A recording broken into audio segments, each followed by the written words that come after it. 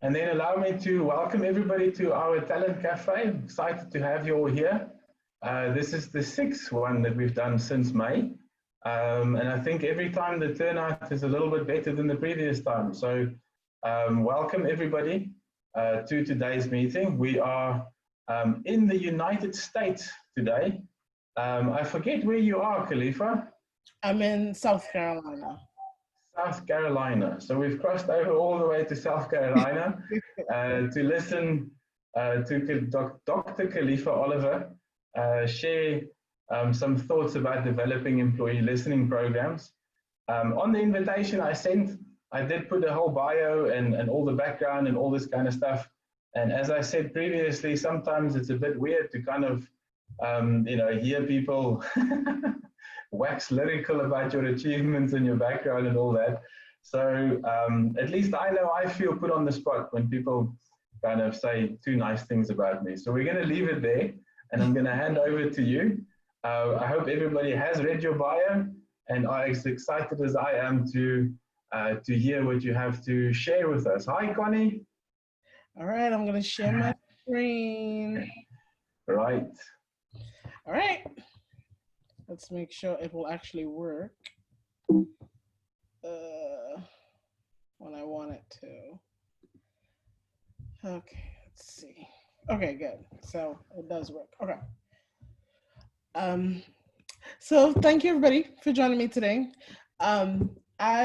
This is a passion of mine. I love employee listening programs. And traditionally, when you think of an employee listening program, you're really thinking about like an annual survey or a census survey.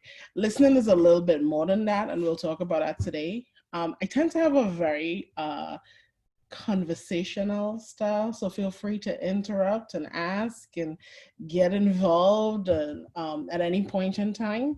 I will try my best not to bore you. I know it's the beginning of my workday and the end of your workday. We're both in very different places, so I will make it work. So just a little bit of background on me. I'm traditionally from, not traditionally, I'm originally from Trinidad and Tobago in the Caribbean. So if you hear an accent, that's where it's from. I've been in the States for probably like, I think it's maybe like 20 years now. And I manage people strategy and programs and analytics currently. And the employee experience is a fairly new concept, and people analytics is a fairly new thing too. It's still not very well defined. So one of my passion projects is to talk about these things and get it out there, because I think a lot of times organizations are doing it wrong. And a lot of times employees get the short end of the stick, and it's not always intentional. And so my real job is to take data and really defluff, if you will, HR, because a lot of people see HR as a very fluffy function. A lot of times they see HR as a gatekeeping function, like a referee function, but not a functional function where you can use data and make decisions. And so to increase the rigor and the validity of what we do and to make sure that we're really making informed decisions, this is why we do that. So I'm gonna take a little bit of a practical approach to it, talking about actual listening. So let's just talk about in general, as human beings, why we don't like to listen. So in our everyday lives, right? So when you truly and actively listening to somebody, so just think of your kids, your spouse, your partner, your friends, your parents, you have to be prepared to be uncomfortable when somebody says something to you. You have to be open to feedback. You have to be open to new information. You have to be open to the possibility of being wrong. You have to be open to change. You have to be ready to act on what you hear. And that's really critical. And we'll talk a little bit more about that. And you have to be accountable for the actions you take once the information is out there, because you can't unring the bell. You can't unhear it. You could pretend all you want, but once you heard it, you heard it. And a lot of times sticking your head in the sand is just the wrong approach. And a lot of organizations take that. But we are reflections of organizations a lot of times. So let's talk about that. So why would you listen to employees in your organization? And the answer to that is you really want to understand what the employee experience is. And you probably will hear employee engagement a lot, but employee experience is a little bit more than the employee engagement. What we found in research, even in my work, is that when you focus on the score, which typically is engagement, which in and of itself, engagement is not well defined, and it's not seen similarly even across cultures and countries, right? Engagement is seen very differently. Engagement in the US and engagement in the UK are viewed very differently, but it's too rigid. It doesn't think through the entirety of somebody's experience at work. It just talks about, well, how engaged are you with your work right now? So let's just talk first about what the employee experience is, because you're going to hear me talk about it a lot. So the employee experience is a measure. So when you hear employee experience, typically you will think it's how the person is experiencing work, right? But when an organization is talking about the employee experience, it needs to be very clear that it's a measure of an overall experience. And it looks at the entire life cycle within an organization. So from the time the person applies for your job to the time the person walks out the door, you want to know what that overall experience is. So there are many, many parts of an experience that somebody's having, which is another reason just measuring engagement alone is not enough. So the experience is going to hinge on critical people-related business decisions that impact everything that is work-related, that is outside of the employees' control, which will be technology, salary, how the organization communicates, the work-life balance that's available, policies, leadership, career growth, work flexibility, etc. And that is very critical, because a lot of times you'll find that organizations, when they talk about engagement, they almost put the onus on the employee to have a good experience. Well, you need to do this. It's not, the employee experience needs to be in the control of the organization. You have to provide the resources. You have to provide all the context for which you create the type of experience you have.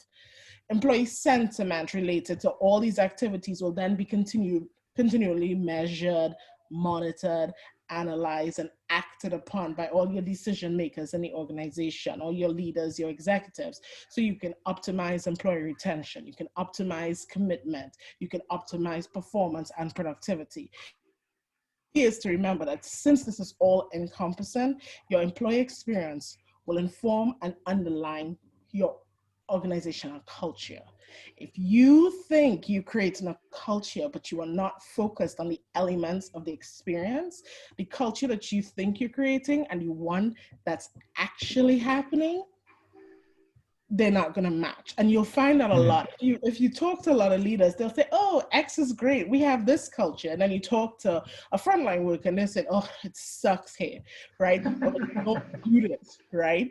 A lot of times it's because there's no match, because you are not really building your experience. You're creating your vision, you're creating these values, you're creating all this fluff, if you will. You're talking, but you're not doing anything to actually try to inform the experience that you're trying to create. Your culture is a product. You can't start from the top down, and too many companies do that. They say this is our culture, and then they say that's what it is, but you don't put the time or the effort or the resources to make sure the employees are actually experiencing that. So what is continuous listening? Because I'm talking about it so much. I'm sorry, this is acting silly. Okay, so what is it anyway?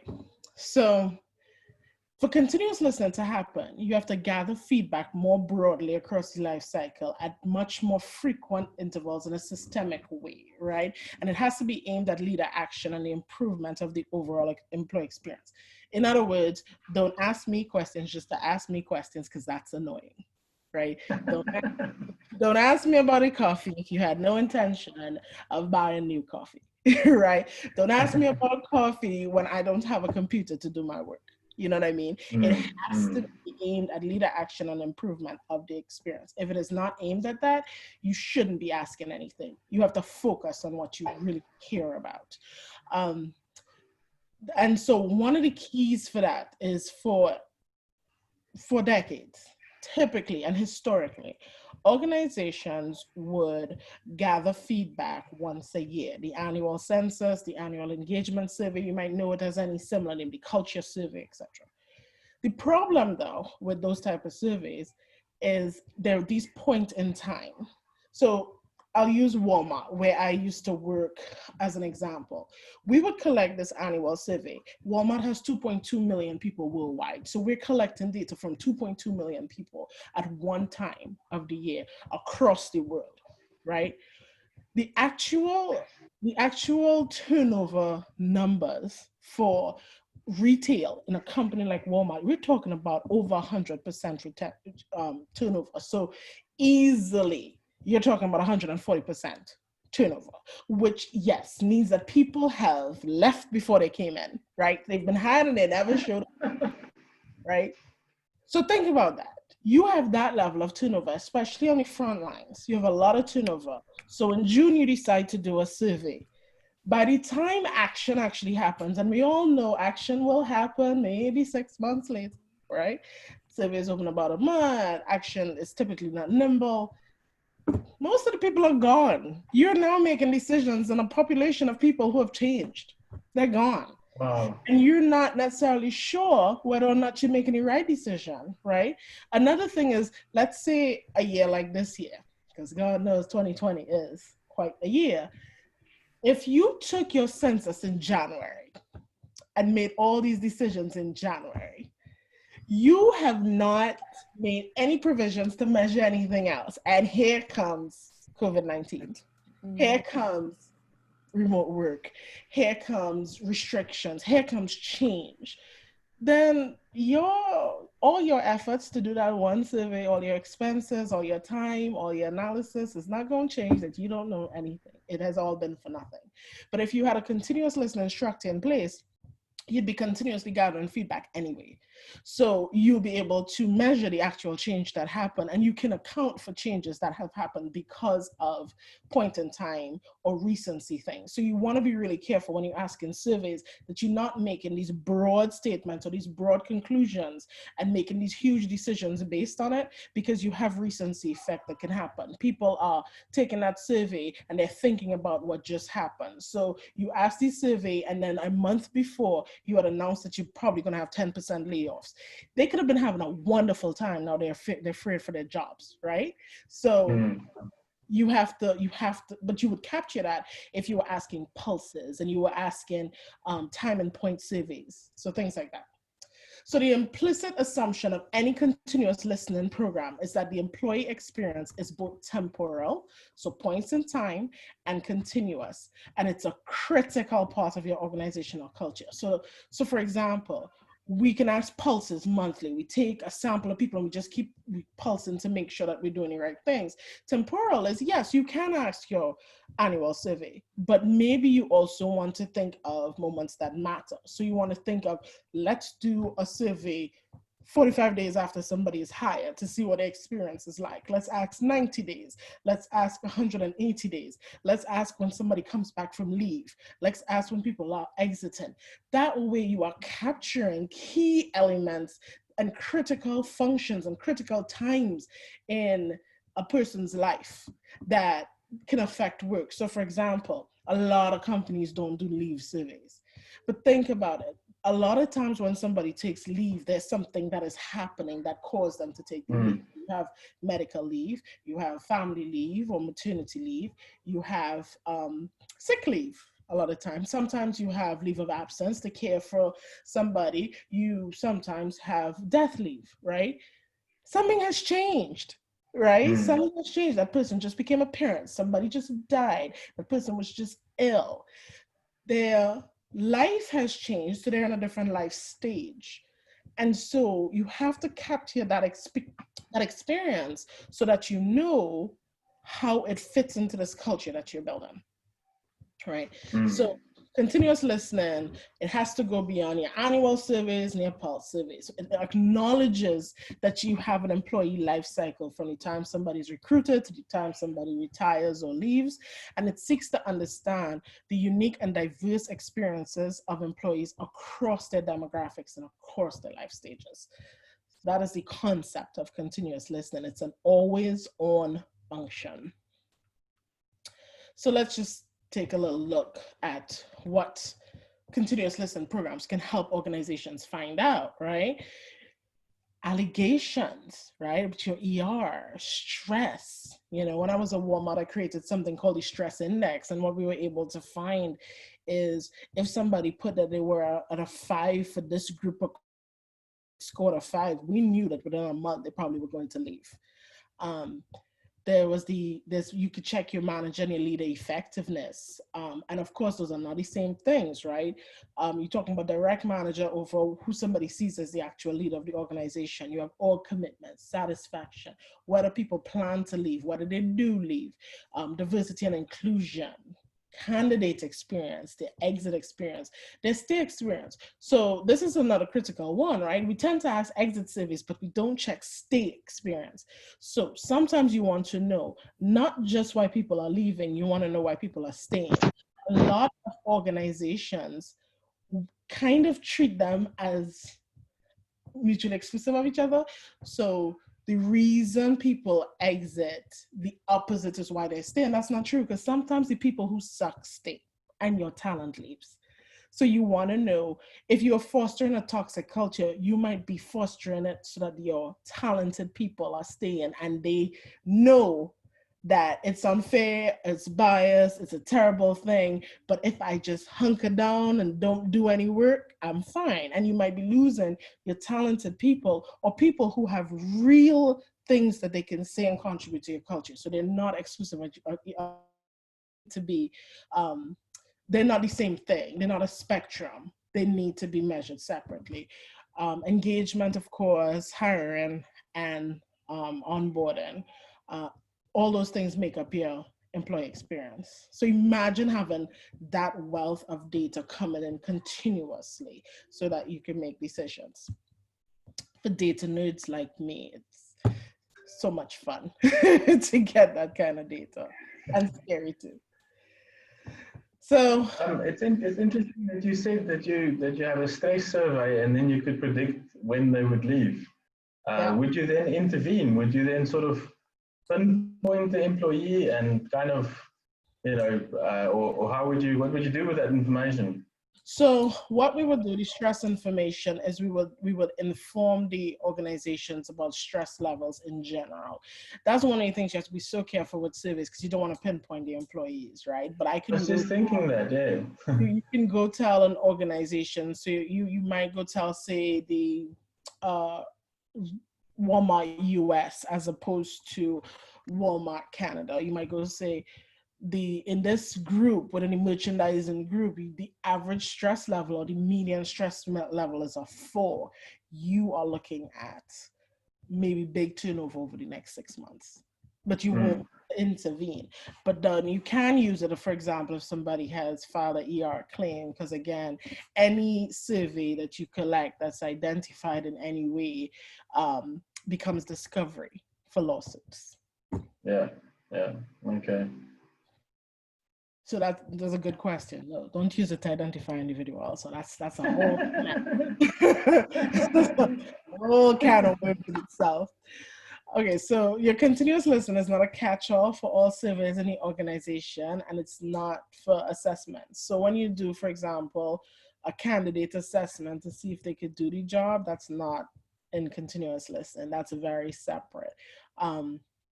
For example, performance assessments on continuous listening. Again, you're focused on things that are outside the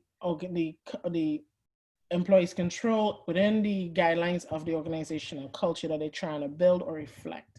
So it's key to know that just if you ask me for coffee, if you ask me what coffee I want, if you ask me if I enjoy parking, unless it's critical and crucial to my organizational culture and my employee experience, it's not part of continuous listening. It's just a survey. It should be strategic.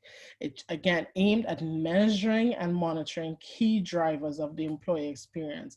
It has to be an always-on way to actively and passively collect both intuitive and counterintuitive data for business decision support. And when I say passively collect, you might have an internal network where people leave comments on the articles. You can scrape that and see what the general sentiment is about that. So let's say you had an article on diversity and inclusion and you scrape the article comments and you find the general sentiment is negative. That is continuous listening as well. So you don't always have to ask. You can find sources of data that might help you understand how people are feeling, and then put that with your with additional data to get a better sense of the organizational health of your culture. But key, and I can't say there's enough time, it has to support decisions for business leaders. So here's some sad facts about continuous listening programs that you may already know. 67% of companies measure engagement at least annually, but 40% of executive teams place a high priority on taking action. 80% of executives, they rate the employee experience as important or very important to their business, but only 22% reported that the company was excellent at building out an employee experience that stands out. Only 11% of employees are actually surveying employees more than once a year. Not crazy?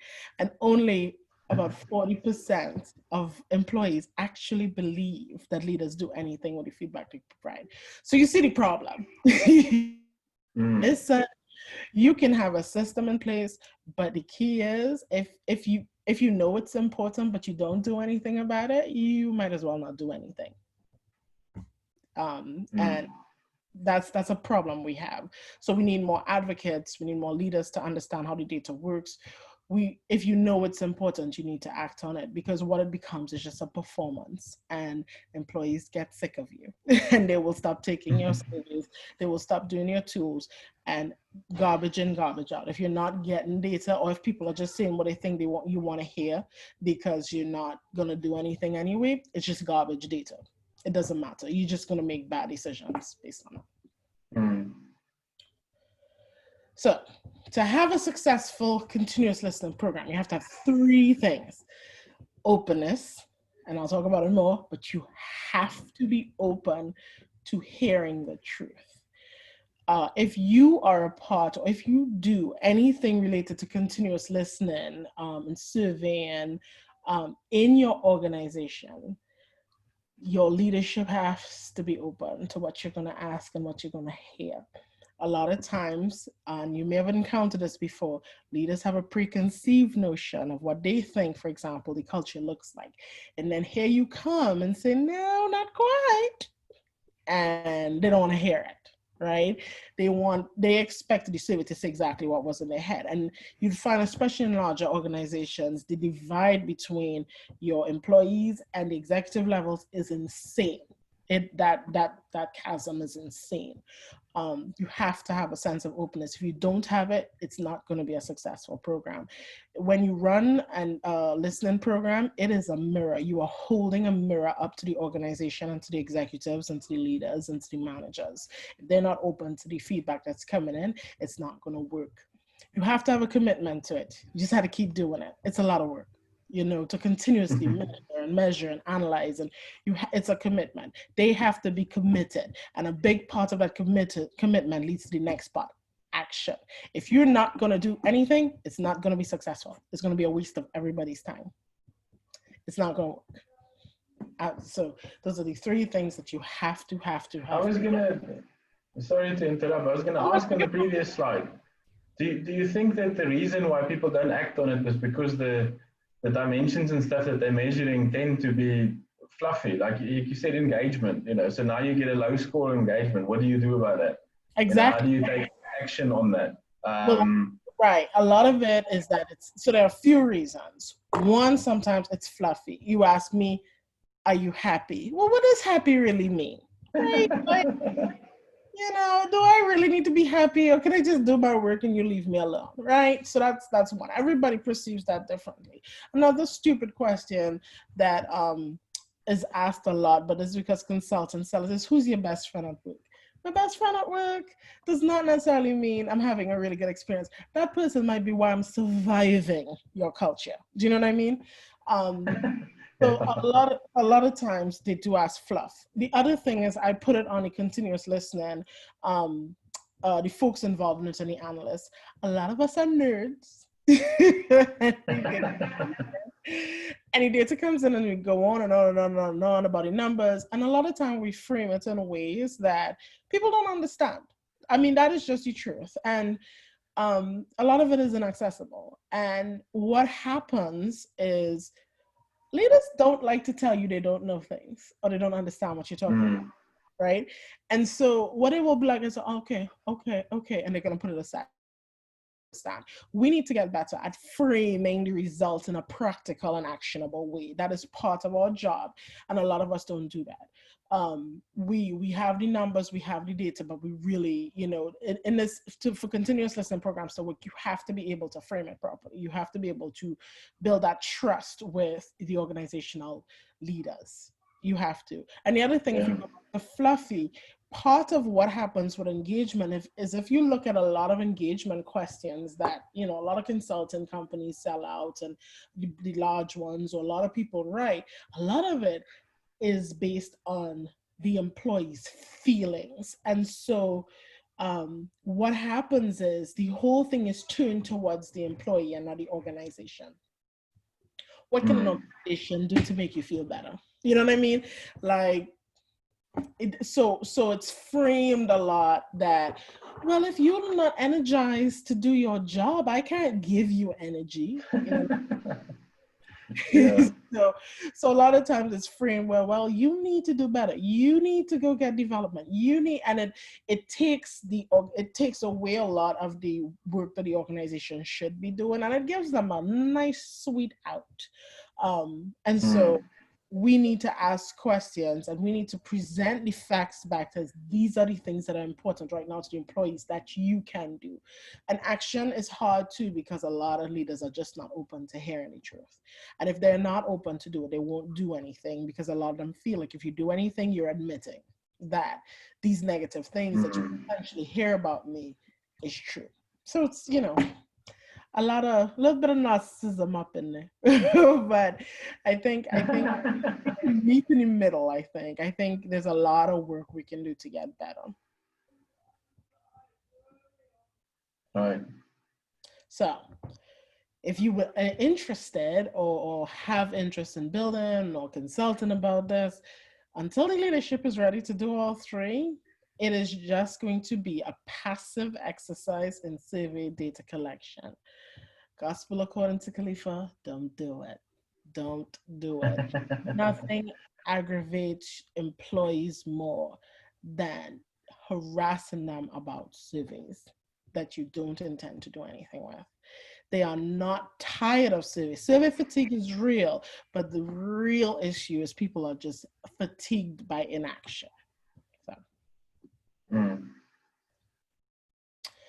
So what are the key components of building a continuous listening function if you're interested? A strong technology investment.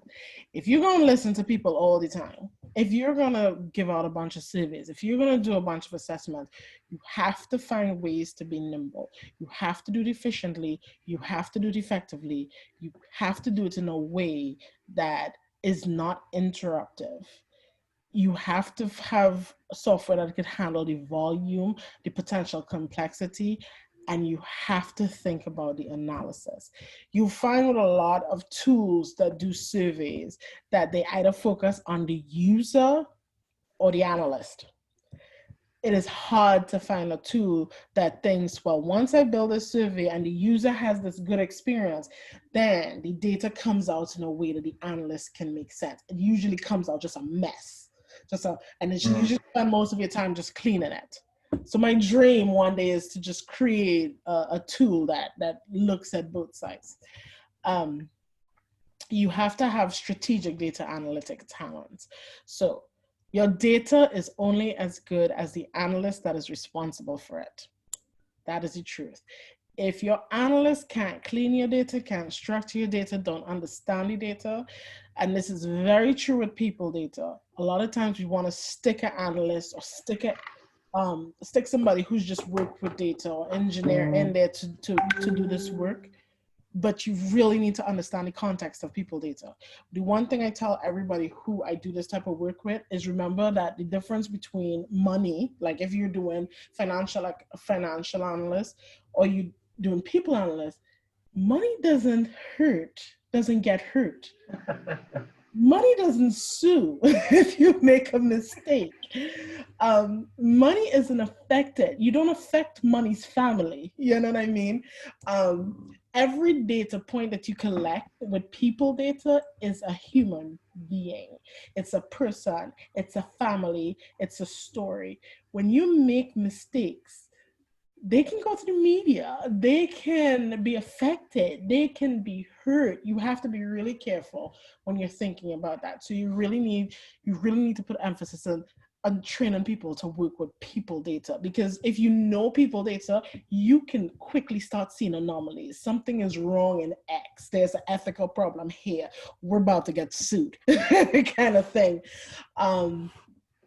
You have to consider like people, and I'm a little biased here, but IO psychology, which is industrial organizational psychology, similar to organizational behavior and those type of organizational jobs. You look for those. You also want trained data scientists. You do want people who know how to manipulate data and structure data correctly and write code. You do want those people who could run models.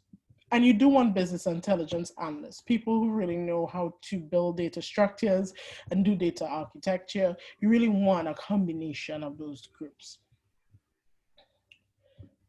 I also say, before I go on, you need a little bit of marketing in you, because we need to figure out how to present data to executives. And I tell people, as crazy as it sounds, executives love pretty shiny things.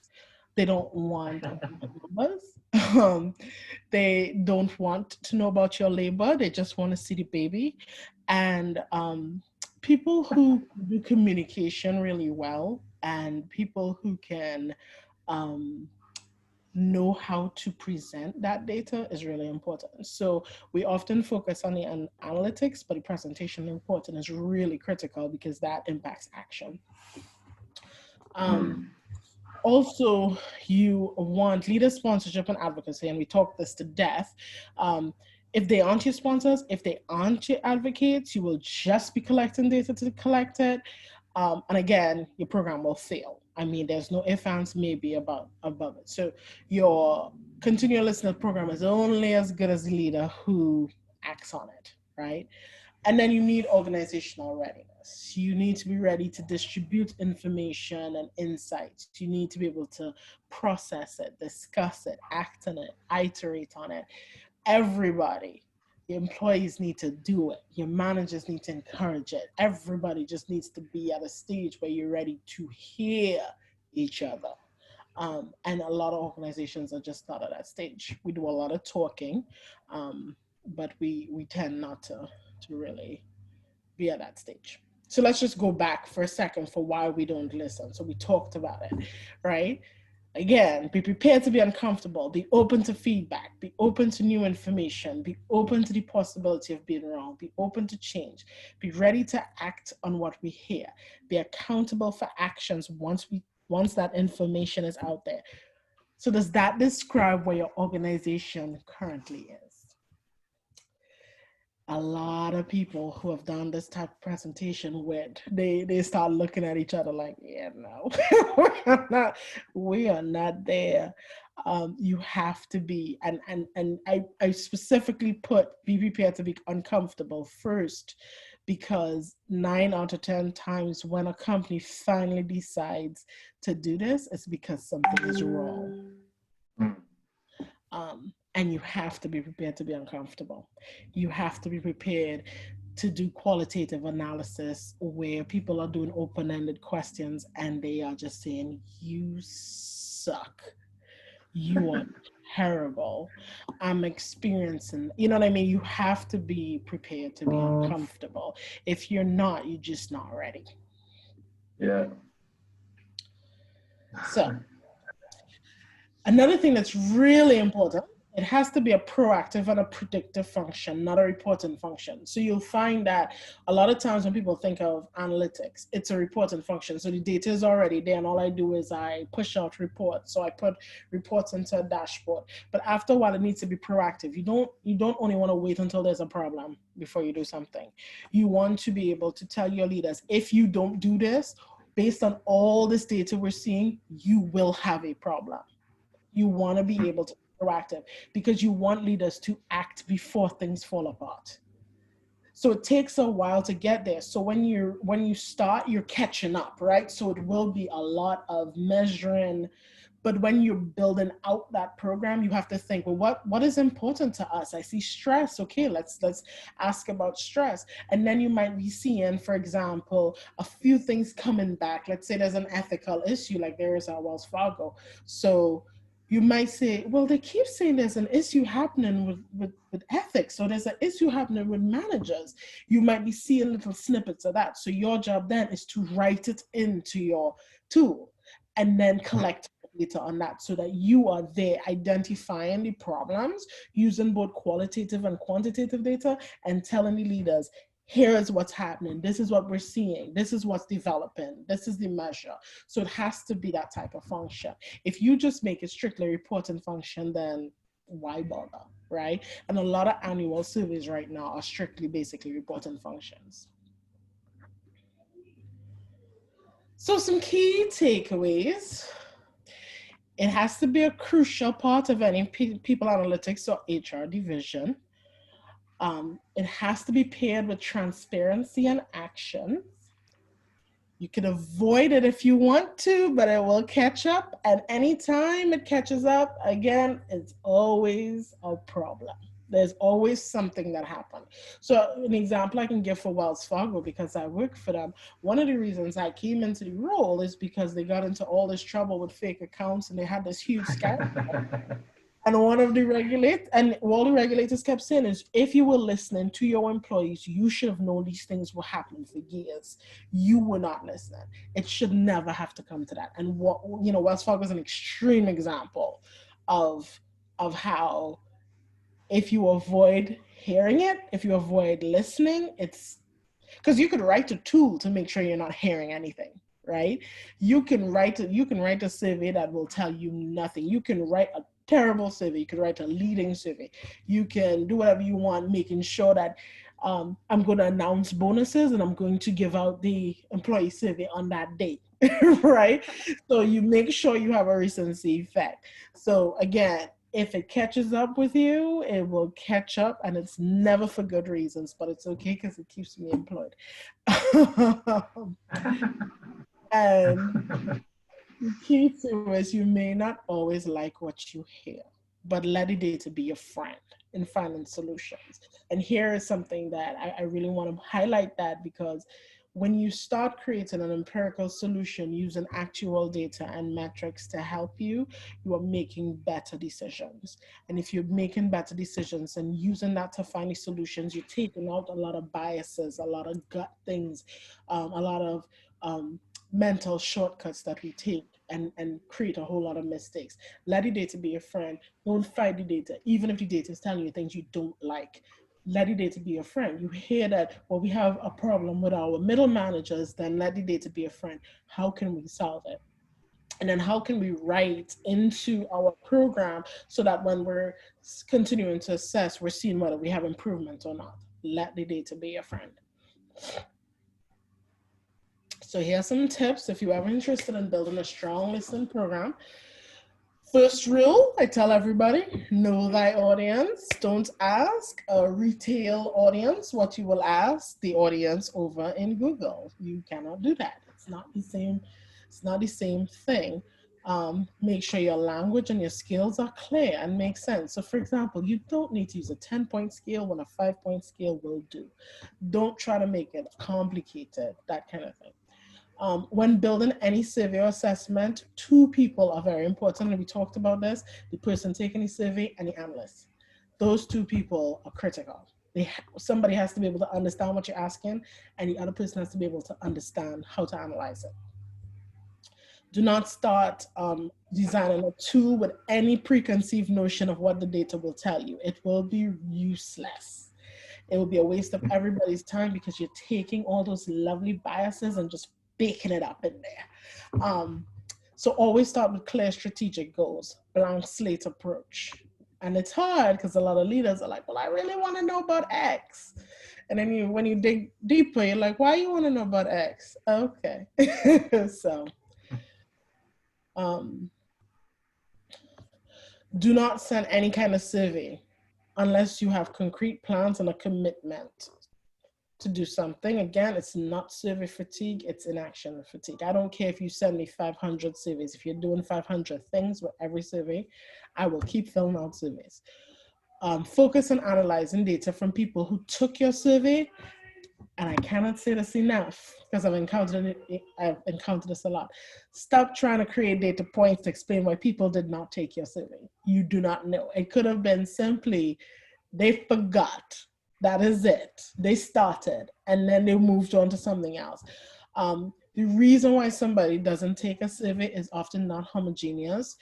So if you're really concerned that, for example, your response rate was lower than you expected, identify your non-responders and do follow-up research if possible. Do not underestimate, I've touched on this a little before, do not underestimate the value of good data visualization and simple explanations of complex concepts when reporting finance. This is my rule I shared with everybody. Would grandma understand it? If you told grandma what this was saying, would grandma have a blank face and go, what? So make it clear, make it simple. Einstein once said, if you can't explain it simply, you do not understand it. And it's very true. If you have to be overly complicated, you probably don't understand it either. And that is it. That is my presentation. So I am open to questions, concern, discussion, thoughts. So I have a couple of questions. If there's anybody else who has questions, feel free to unmute yourself.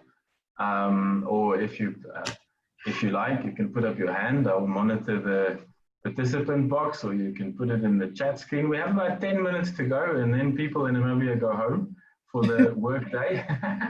So I've got a couple of questions. First of all, you mentioned that Walmart's got 2.2 million people. Just for context, we have about 2.8 in the whole country.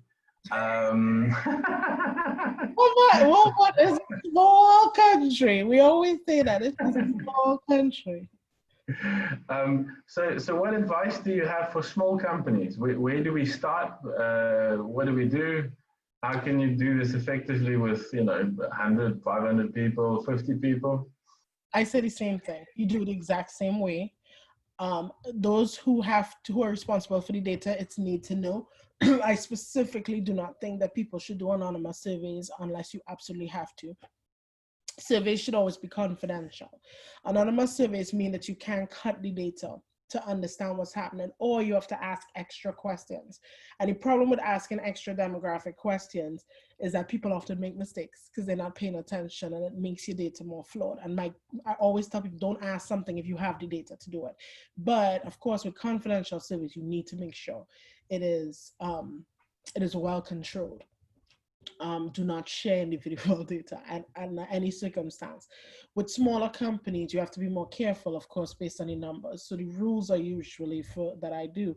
If there are less than 5 people in the group, I don't share that information with a team, right? Because you don't want any sort of identification to happen. But I think a continuous assessment program, it's all about just really identifying what are the time points that are important, big or small company, and ask any questions. honestly. Get help from maybe somebody who knows how to ask surveys, have somebody look at it. But for sure, just go for it. Just jump in. Just jump in. It will not hurt any company. So second sort of follow-up question to that, do you have any preferred software, or is there something that you would kind of, is it just kind of SurveyMonkey or? It's no question. So I am a little partial to Qualtrics, but Qualtrics is expensive for no reason. It's so expensive. SurveyMonkey did a lot of work revamping their UX, so I would recommend them now because they're trying to compete with Qualtrics. Any tool that allows you to not ask very specific questions. And by that, I'm saying a lot of companies sell tools where you can't make your own scale. You have to use their questions. You have to use it the way they're asking.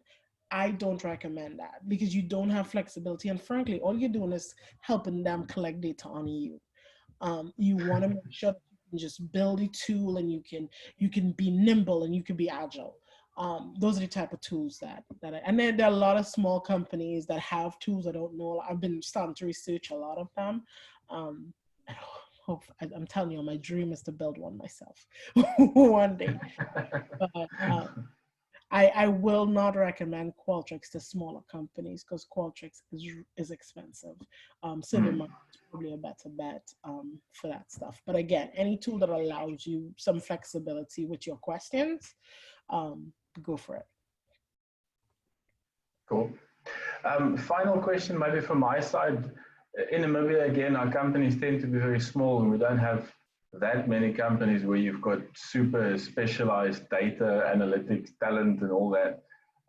Is there maybe a resource somewhere that you can share where we can maybe learn, from a more generalist perspective, somebody who's responsible for IR and payroll and other things and now also has to do surveys like this, where can you learn?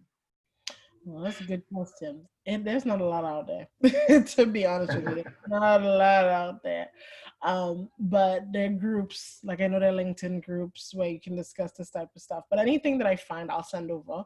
It's not a lot of what has happened is a lot of the large consulting firms kind of have dominated the market and they try to force you to buy their products. And I'm I am anti that because I think, again, they just get your data. They grow, you don't. But anywhere that you can read up on survey, rules for surveys, rules for basic, to build a basic survey, rules to analyze a basic survey, any sort of basic statistics, just understanding the correlation versus causation, running regressions. Because what you'll find with a lot of the organizational data, they don't want fancy stuff. When they say key metrics, they are talking about a correlation, to be honest, or a regression. A lot of the extra modeling and data science, you'll find specialists and consultants who can do that for you. But usually that's more for larger companies, to be honest with you. Okay. Cool. Well, that's all my questions. We've got 6 minutes to go. Is there anybody else who has any questions or any final remarks?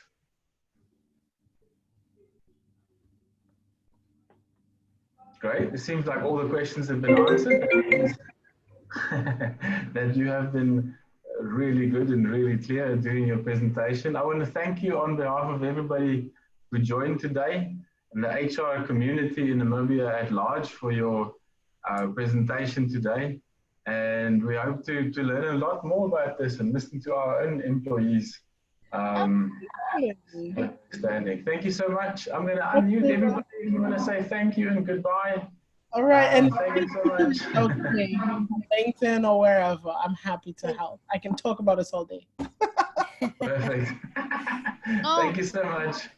Thank you so much. Thank you. Yes. Thank you. Thank you, bye. Thank you, Kalifa. Thanks, guys. Bye. Have a good one. Bye. Thank you all. Bye-bye. Bye-bye. Bye. Bye.